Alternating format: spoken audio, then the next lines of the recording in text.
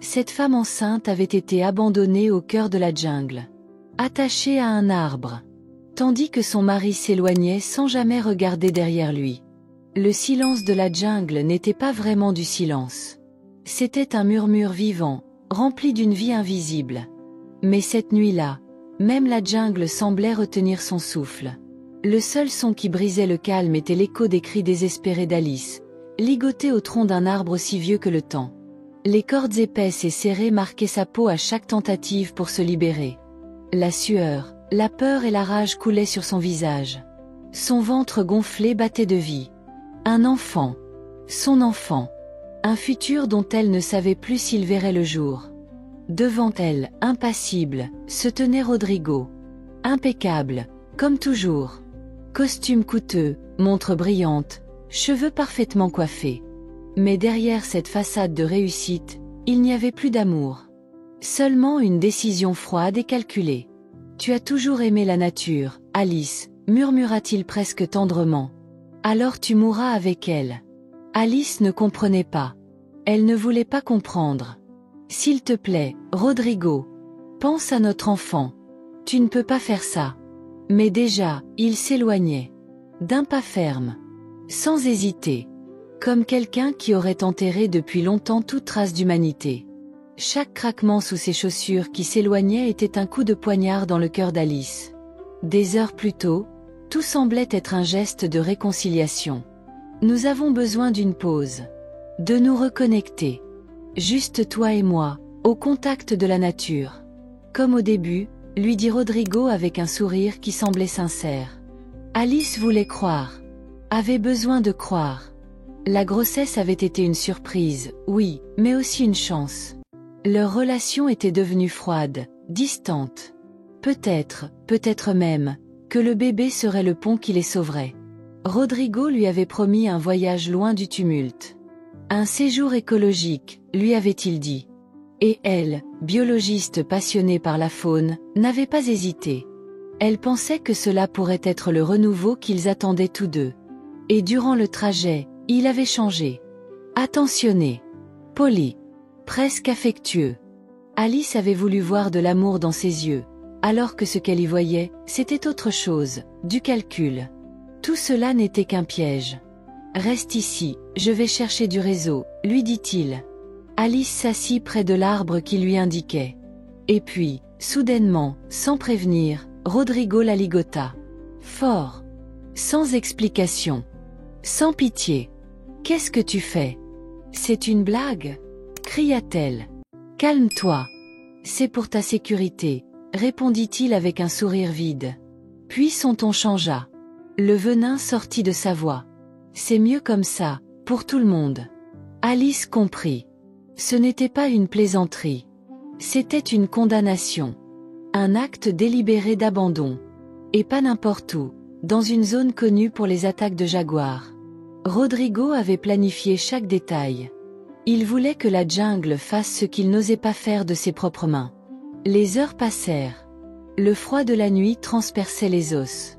Les chants des criquets cessèrent. Et alors, un craquement.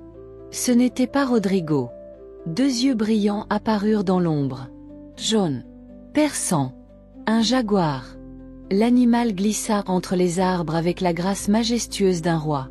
Ses muscles sous une peau dorée bougeaient avec une précision mortelle. Alice sentit son cœur s'arrêter. Elle tenta de protéger son ventre avec ses bras. Pas pour elle. Pour son enfant. Le jaguar s'approcha. Lentement. Inexorablement. À quelques mètres seulement, il s'arrêta. L'observa. La huma. Grogna doucement. Et il n'attaqua pas. Alice ferma les yeux, attendant la mort. Mais la mort ne vint pas. Quand elle rouvrit les yeux, il était toujours là. Assis. Vigilant. Comme si quelque chose en elle, lui semblait sacré. Des heures avant cette scène sauvage, Rodrigo avait étudié cet endroit. Il connaissait les disparitions. Connaissait les rumeurs. Et il avait cru que la jungle effacerait toute trace d'elle. Mais la jungle n'oublie jamais. Le jaguar restait là.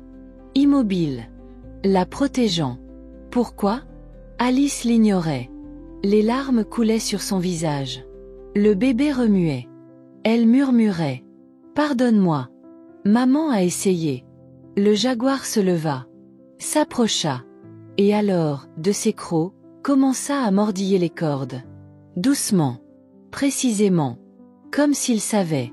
Comme s'il comprenait. Ce n'était pas une bête. C'était un gardien.